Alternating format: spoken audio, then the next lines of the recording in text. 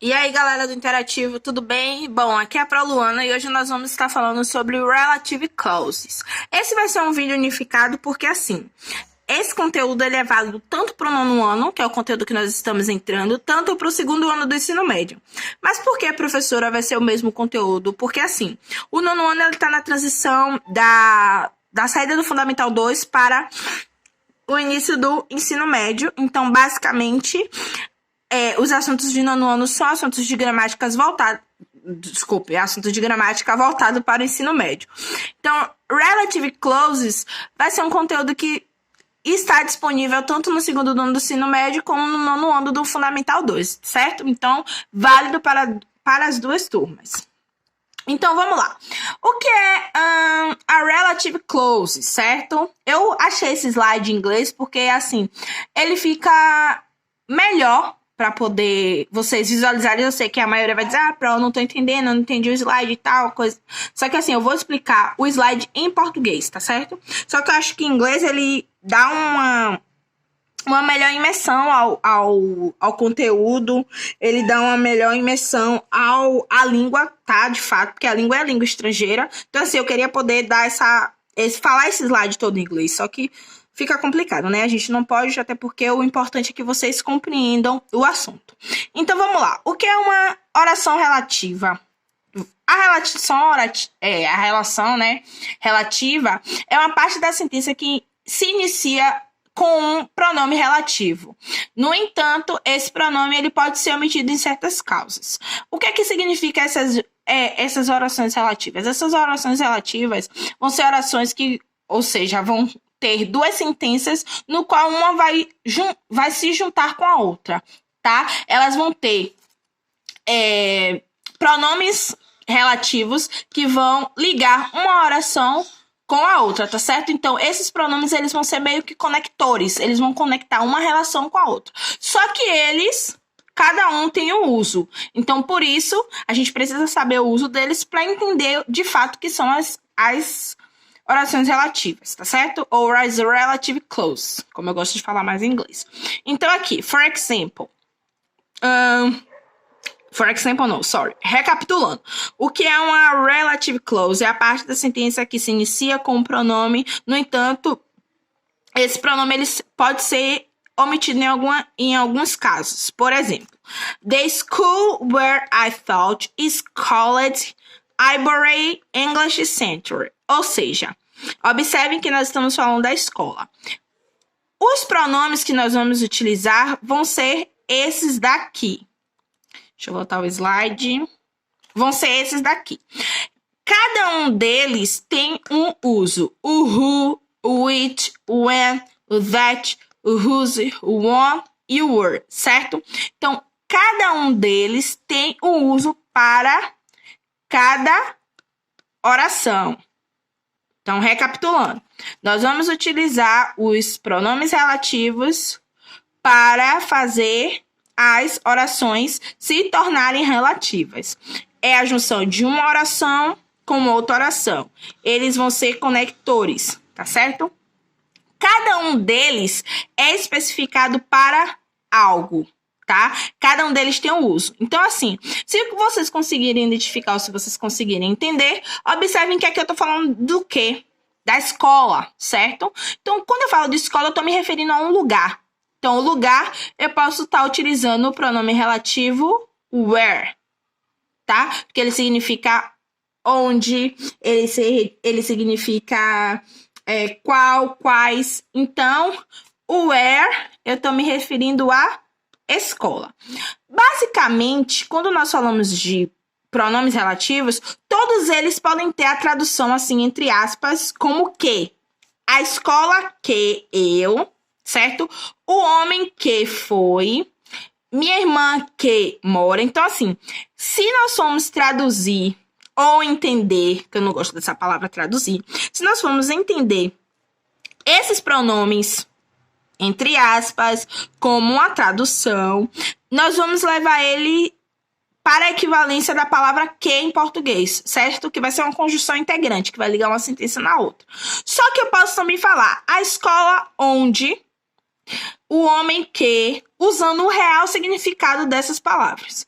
Então, vamos lá. Eu posso utilizar esses pronomes relativos, o uso deles, como que, ou de fato traduzi-los como é a semântica deles. Quem, onde, qual, quando, cujo. Tá certo? Então, vamos lá. Vou explicar as frases e depois a gente vai para o uso dos pronomes. Então, a escola onde, certo? O homem, the man who went in the bakeries bought a lot of bread. O homem que foi dentro da padaria comprou muitos pães, certo? Então, aqui eu posso falar o homem que, tá certo? Porque a tradução do who é que. Ou o homem quem não ficaria acessível nesse caso, certo? Mesma coisa. My sister who lives near London is coming to visit me soon. Minha irmã que mora próximo a Londres está vindo me visitar em breve. Ou seja, minha irmã quem mora em Londres também não ficaria acessível.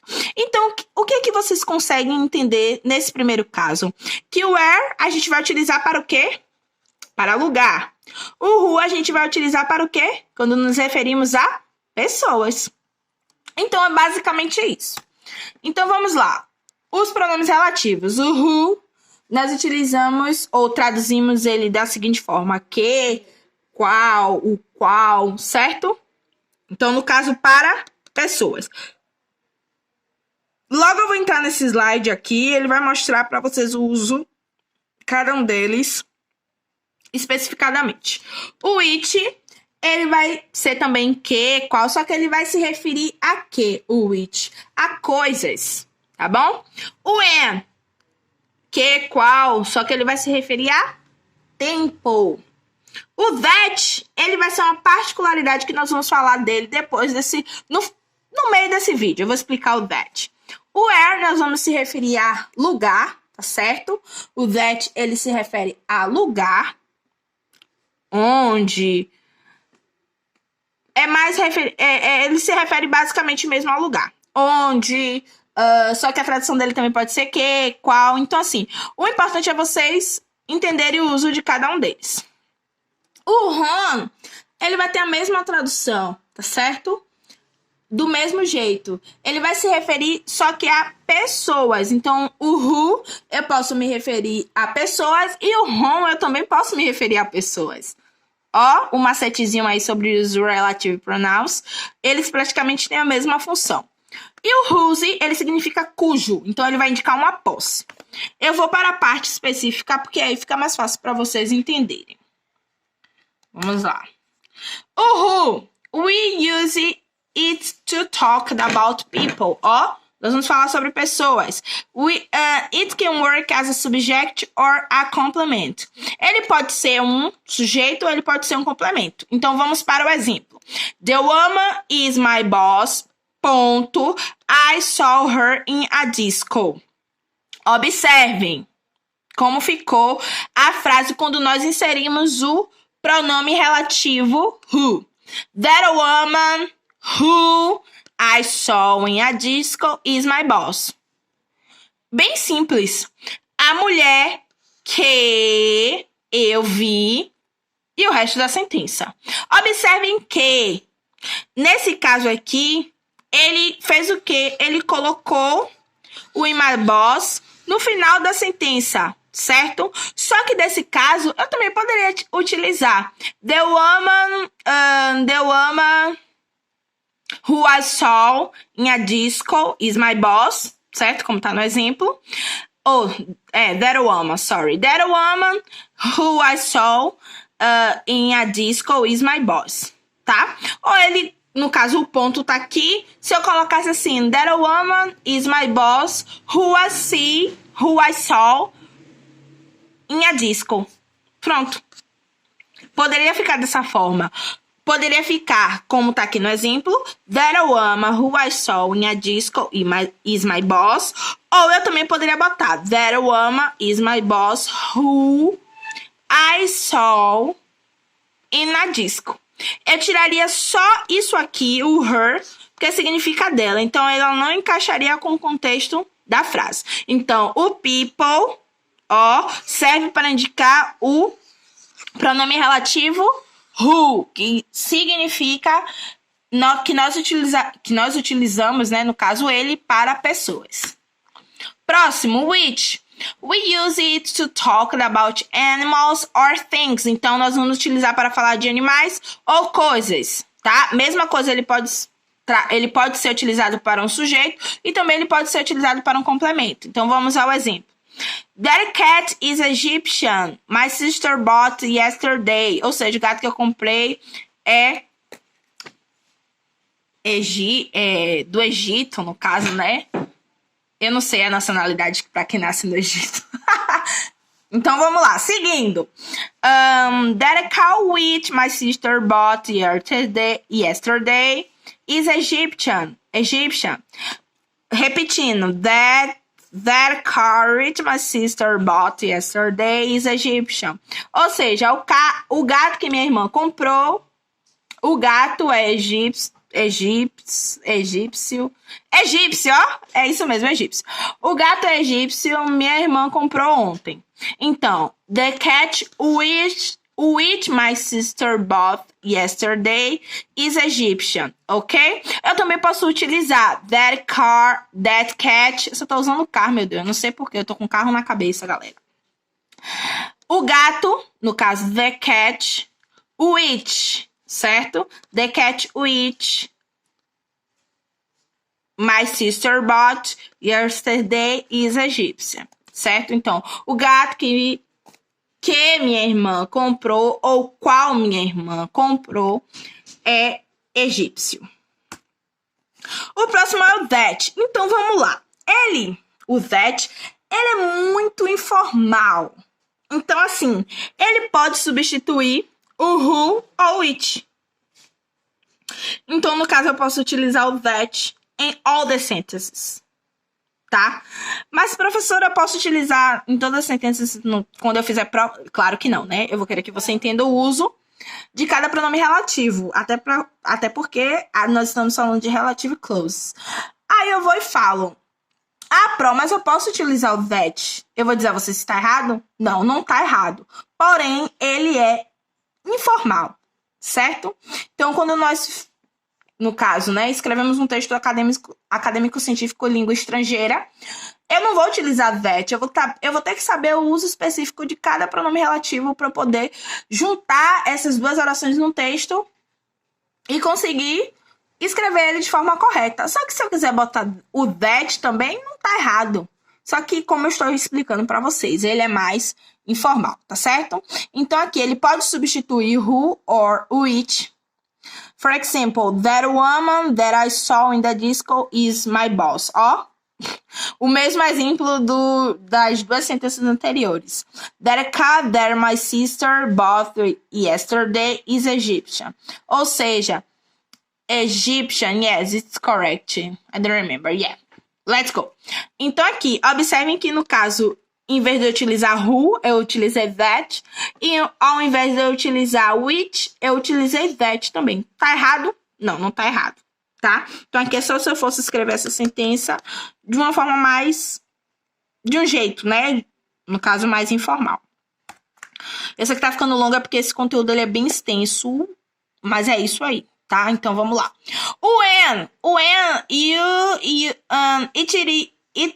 It is used to talk about time, tá? Tempo. It only works a complement. Então, ele sempre vai ser como um complemento. We visit us last year. We were moved then. We visit us last year when we were moving. Ou seja, ele nos visitou no ano passado quando nós estávamos nos mudando. Vou tentar dar uma acelerada. Were, como eu falei, it's talk about the places, ou seja, places são lugares. It works a complement, ou seja, ele sempre vai ser um complemento. Many times is the same in the which ou to which, certo? Assim, em algumas vezes ele pode dar a ideia de in which ou to which, no qual ou para qual, tá? Então, Tom came to Italy yesterday. His girlfriend is living there. Tom came to Italy where his girlfriend is living yesterday. Tom came to Italy onde a namorada dele está morando, né? Ou mora, desde ontem. Então, observe que aqui eu acrescentei o were, porque nós estamos falando da Itália, de um lugar. Próximo, Ron. We are to using it to talk about the people. Também. It's usually in the formal English, ou seja, gente, o who vai se referir a pessoas e o Ron também vai se referir a pessoas, ou one vai também se referir a pessoas, só que ele é mais o quê? Mais formal, tá? It can be after the preposition, ou seja, ele vai vir depois da isso mesmo, ele vai vir depois da preposição. The woman to whom he was talking, his sister, certo? Olha o exemplo aqui. The preposition you can use in this part is to. O whose, it's used to talk about possession, ou seja, nós vamos falar sobre posse. Eu não vou falar isso aqui, né, it's Spanish, porque não entro nessa parte, mas como eu falei em português, ele se refere a cujo ou cuja. Last week I found a dog. Its owner was very rich. Last week I found a dog cujo o dono era muito, muito rico. Então, ó, cujo, tá? O dono. Last week I found a dog cujo. Então, aqui ele vai estar fazendo uma junção nas duas sentenças. Isso aqui eu vou passar. E o what, que ele é o mais comum de todos, tá certo? Que significa o quê, quem, qual, mas nesse caso ele vai estar sendo utilizado como um pronome relativo. Então, vamos lá. Algumas coisas que vocês precisam entender sobre as relative clauses. These are the ones that give extra information. Ou seja, nós temos informação extra. They are always written between commas. O que é between commas? Do you know about the commas? Commas, it's the vírgula em português. Ou seja, as commas ou commas são as vírgulas em português. If you leave out the relative clause between the commas, it still makes sense. For example, Valencia, which is Spain's third largest city, is the one Mediterranean coast. Ou seja, Valência, qual é a terceira cidade mais larga na Espanha, ó. Ó a vírgula aqui, então ele veio depois da vírgula, certo? My parents, who are retired, come to Spain every year. Ou seja, meus pais, vírgula, who are, certo? Que estão aposentados. I used to live in London, vírgula, were, ó, because I'm talking about the place, because I'm talking about the people, because I'm talking about the things, certo? Então, vamos lá. Nesse caso aqui, eu tô falando de lugar. I used to live in London, where I was born and went to school. Ó. Então, aqui were, porque eu tô falando de Londres, ó. A vírgula. Então, galera, é basicamente isso, tá? Define the relative clauses. Aqui nós temos mais alguns exemplos. E é isso, tá certo? Eu vou estar deixando o link com esse slide para vocês na plataforma, tá? Eu espero que vocês tenham entendido. Eu sei que é um assunto que ele acaba puxando um pouquinho da nossa inteligência, né? Que eu sei que vocês têm muita. Então, assim, para vocês entenderem eles, no caso, vocês precisam só compreender o uso de cada um dos pronomes relativos para formar a sentença relativa, ou seja, para formar as relative clauses, tá certo? Então, se tiverem alguma dúvida, podem estar entrando em contato comigo, podem estar me mandando um e-mail, podem estar falando na plataforma, deixem as dúvidas aqui no canal. Então, assim, no próximo vídeo eu vou tentar resumir ele de uma forma mais simples, só que eu precisava fazer esse vídeo extenso para que vocês compreendessem de fato o que são os pronomes relativos e o que são as orações relativas também. Lembrando que esse conteúdo ele é válido para a galera do 9º ano e para a galera do 2º ano do ensino médio, tá certo? Bom, é isso. Qualquer coisa, estou à disposição. À disposição, né? Beijo, galera. Fiquem com Deus.